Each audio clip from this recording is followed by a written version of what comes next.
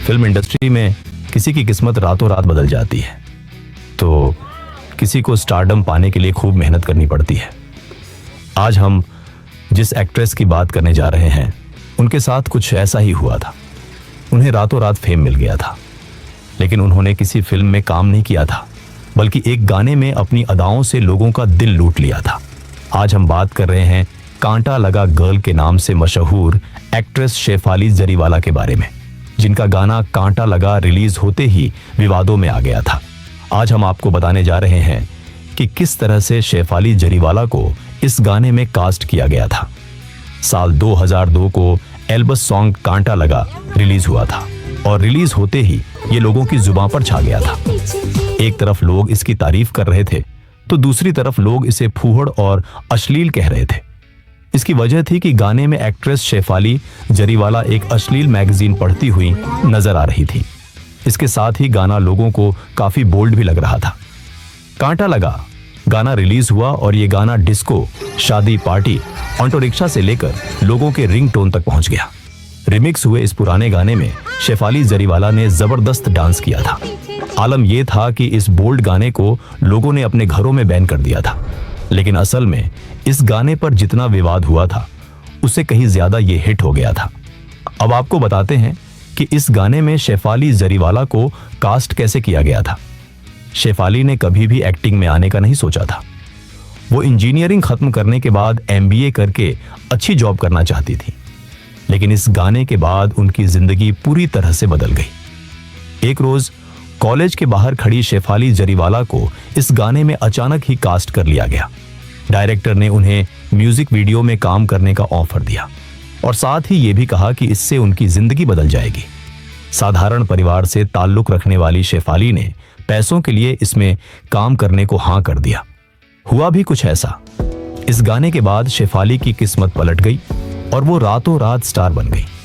इसके बाद शेफाली ने बॉलीवुड को कई हिट गाने दिए और आज वो किसी पहचान की मोहताज नहीं थी। लेकिन 27 जून 2025 की रात को एक बहुत दुखद घटना घटी और शेफाली जरीवाला हमारे बीच नहीं रही। उनका निधन हो गया। उनके निधन को लेकर कई तरह के कयास लगाए जा रहे हैं। अब पुलिस की ओर से उनके निधन को लेकर एक अहम जानकारी सामने आई है।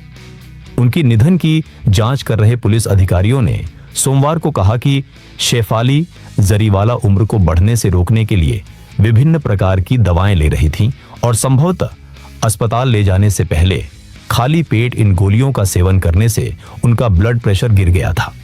पुलिस के एक अधिकारी ने बताया कि शुक्रवार को घर पर पूजा होने के कारण वह उपवास पर थी और खाली पेट कई दवाइयां खाने से उनका ब्लड प्रेशर कम हो गया, जिसके कारण वह चक्कर खाकर गिर गई। अधिकारी ने बताया कि जरीवाला ने शुक्रवार की दोपहर एक इंजेक्शन लिया था, जो संभवतः जवां बने रहने के लिए था, तथा रात में भी उन्होंने रोजाना ली जाने वाली दवाइयां ली थी। उन्होंने कहा जरीवाला का ब्लड प्रेशर काफी कम हो गया और वह कांपने लगी, जिसके बाद परिवार के सदस्य उन्हें अस्पताल ले गए।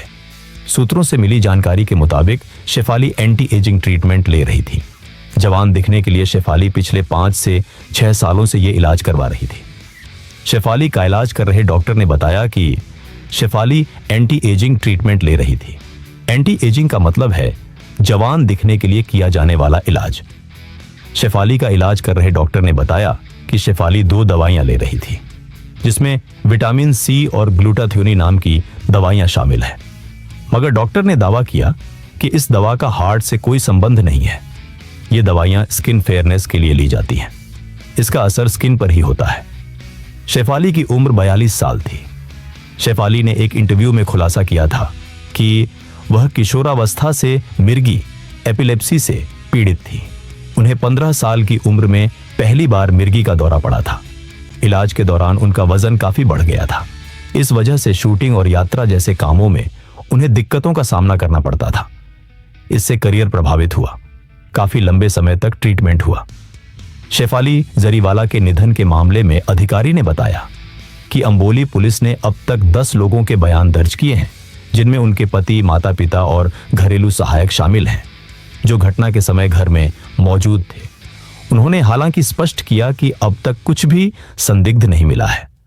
अधिकारी ने बताया कि जांच के तहत पुलिस की एक टीम फोरेंसिक विशेषज्ञों के साथ जरीवाला के घर गई थी और उनकी दवाओं तथा इंजेक्शन सहित कई वस्तुओं के नमूने एकत्र किए थे। उन्होंने बताया कि जरीवाला के निधन के संबंध में आकस्मिक निधन की रिपोर्ट दर्ज कर ली गई है और आगे की जांच जारी है।